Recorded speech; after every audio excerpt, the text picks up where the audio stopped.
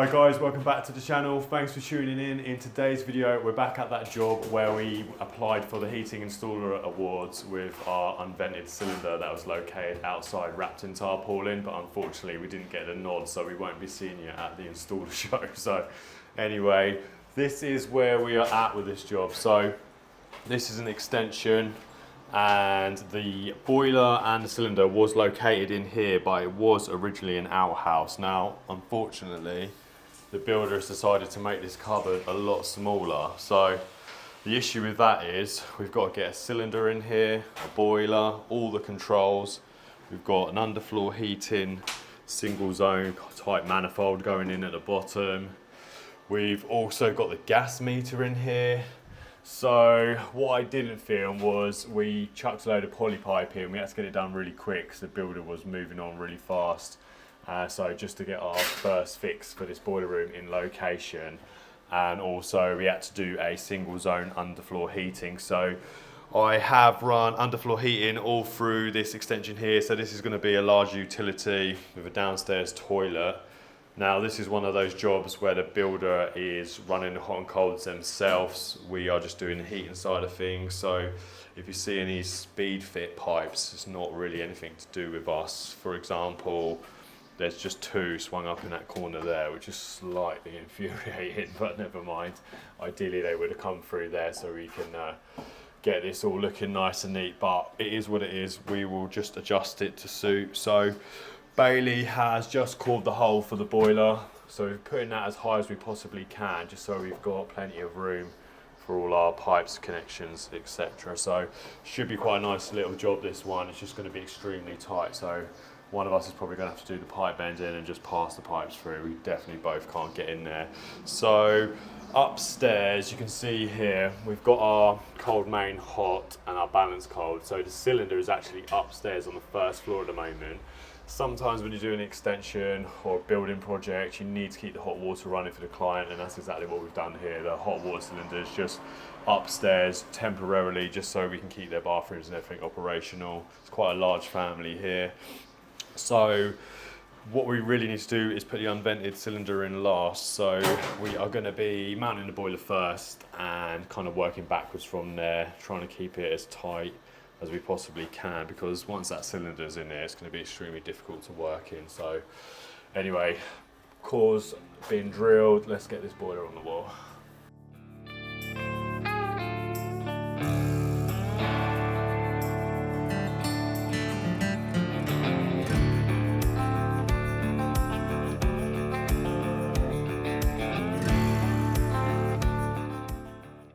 Whenever we first fix the system or do any pipework alterations when there's building work going on, we always leave it pressurised. So you can see there we've made ourselves a little manifold, put a pressure gauge on it, and then when we return we can just make sure the pressure is still the same, which is little isolation valve, and then we can get that all drained down.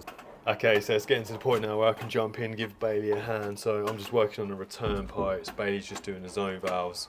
And the flow's going to what will be the hot water cylinder and also the central heating. So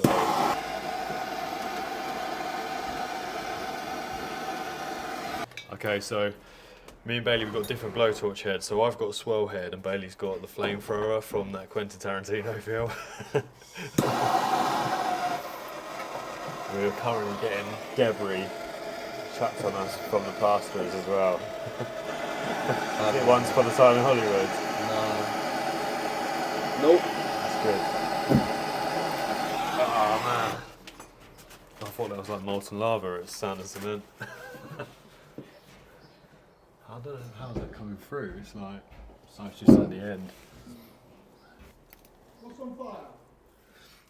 We're soldering, mate. We're right underneath you. That's soldering. Wires. Yeah, soldering. Right, Bailey's just finishing off getting the flow and return up to our towers that are in the ceiling, and it's getting a little bit tight and frustrating in here. But we're getting there. I've just put in this fancy passover. Just thought I'd show you it. I quite like it. It will be a nightmare to lag, but there we go. So we kind of got to the stage now where we need the cylinder in before we can continue. So it is a bit of a mess down there. We've got plasterers working above us with cement falling down, but We are leaving the flow and return to the cylinder until we've got it in here, just so we can get the height correct. But I don't know if you can see those two pipes coming out the floor. That was central heating, we believe, going to downstairs. And then we've also got the feeds to upstairs, which are going to be controlled off of one zone, so it's going back to how it was. And then really today all we're going to do next is just get the gas in. So it was originally from that point down there, but the caps, basically just going to leave it capped, come off the top of this meter into there, and I've just pilot drilled for the PRV, but I was going to back drill it the other side, but the scaffolding's right in the way, so look, you see all the sand and cement that's falling down, so I have to have a shower tonight.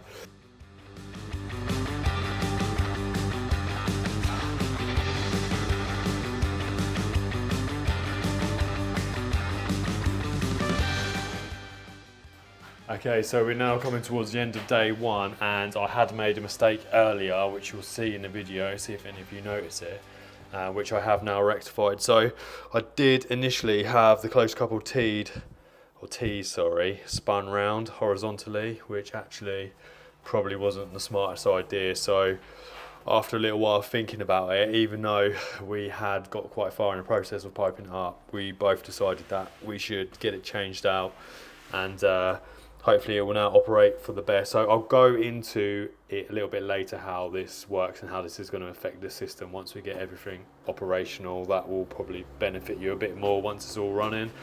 So yeah, we've pretty much got the heating side all in, all done. It's definitely not our prettiest job, but it is a bit of an awkward one. We've got quite a lot going on in here. But it is what it is. So we've still got to get the cylinder in. We're just about to get the gas meter back on. Get that cap, so yeah, on to tomorrow. Okay, so it's day two now. We are back and we have just put the condense pipe in. So because this boiler was already previously installed in this position, there is actually a waste pipe on the external wall. So we have just put it through in 32mm, dropped it down from the condense connection on the boiler. Now today's first job is to bring that unvented cylinder, which is above here, down through the window, down the scaffolding, around the side of the building, and then back into this location, which is going to be an absolute pig, but we'll get it drained down and see if we don't kill ourselves. Right, here's a monstrosity that we've just lifted down the scaffolding. So we're aware that the potable expansion vessel is totally knackered, but we had to jig that up anyway. At the time we didn't have a spare one on us available, so it is clearly second hand. It's had a little bit of a rough life recently, so hopefully it'll be okay when we reinstate it. But we have literally just lifted it down this scaffold here, down some ladders. We had to slide some boards along, move some poles. It was a complete pain in the arse, and then it absolutely started pissing down while we were doing it. So anyway, we're both eager to see if it's actually even going to fit in this cupboard. So we'll give it a wipe down, you know, clean it up. It's the least we can do for the hard life that it's been suffering, and get in location and realise that it's not going to work. So anyway, let's give it a try. Right, so before we put the cylinder in, we thought it'd be best just to get as much of the pipework in as possible to save us from leaning over the top of the cylinder. So at the top there, we've got a hot balance cold and cold main coming down straight into our multifunctional valve. Then we've piped up the expansion vessel. So this is a new one. The old one that we were supposed to reinstate is actually faulty. Filling loops there. Now this kind of spigoted pipe here, that's going to be for that speed fit. That's behind the boiler, so that's for the builder to connect up as they have first fixed this utility room. So as far as the cylinder goes, it's actually not too bad. We've got it in location roughly, and we can still get quite good access down the side. So I was probably being a bit precious about it being so tight. So we are getting there. Like I say, it's been a bit of an awkward one.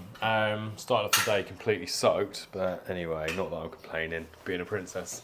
All we've got to do now is just connect up the cylinder itself. So just got a cold main going here, primary return, and then that's our primary flow this side. So we've got the cold pipe located here, so I'm actually going to come across the top, and then the central heating pipes will go around the side there. So yeah, we're getting there. So rather than sand and cement dropping on us today, we actually had plaster. So we've had a mix of both. So once we're done, this needs a good tidy up this room, but we've swept it out, cylinders in location, and we can get this totally piped up.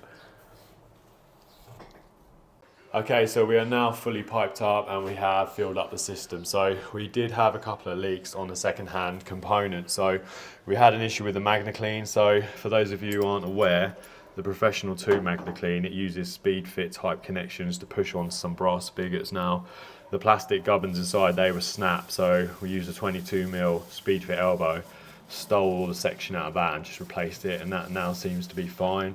We had a leak on the jig on the boiler. Even though we'd put new fibre washers in, we had a few issues with that, but that's now rectified. I think we just had a bit of an old fibre washer lodged in there. Had a slight issue with the PRV on the multifunctional valve, but that's now sorted. We might actually just change the head on that, so you can just replace the red section on those. You don't need to take out the whole brass body.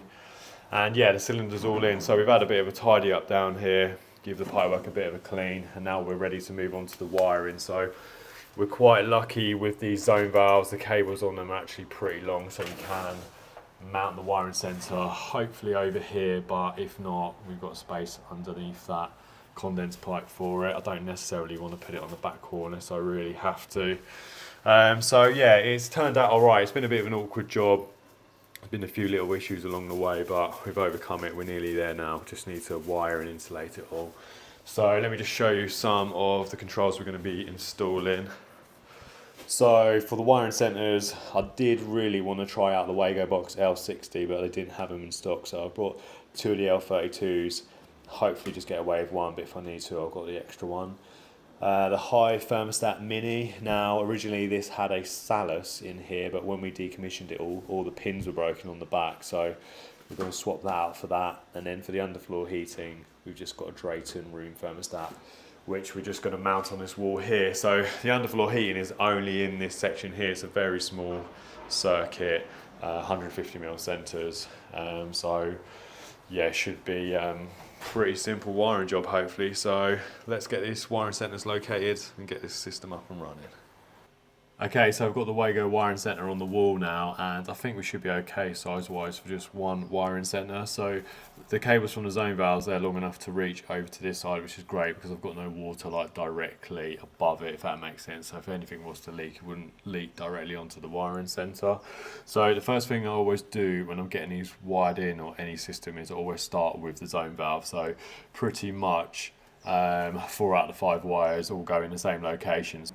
Right, so we have got all the cables into one Wago wiring centre. Now, if you look on the reviews on the Screwfix website for this particular product, it's the L32. There's a lot of people complaining about how many cables you can actually get into the wiring centre and secure, because the wiring harnesses, which there's 2 of, they only really hold 2 or 3 cables each. Now, as you can see, we've got a multitude of cables along here. So what I've done is I've actually removed both of the harnesses and just put one long one in between, and that allows us to secure more cables into it. So it is extremely tight.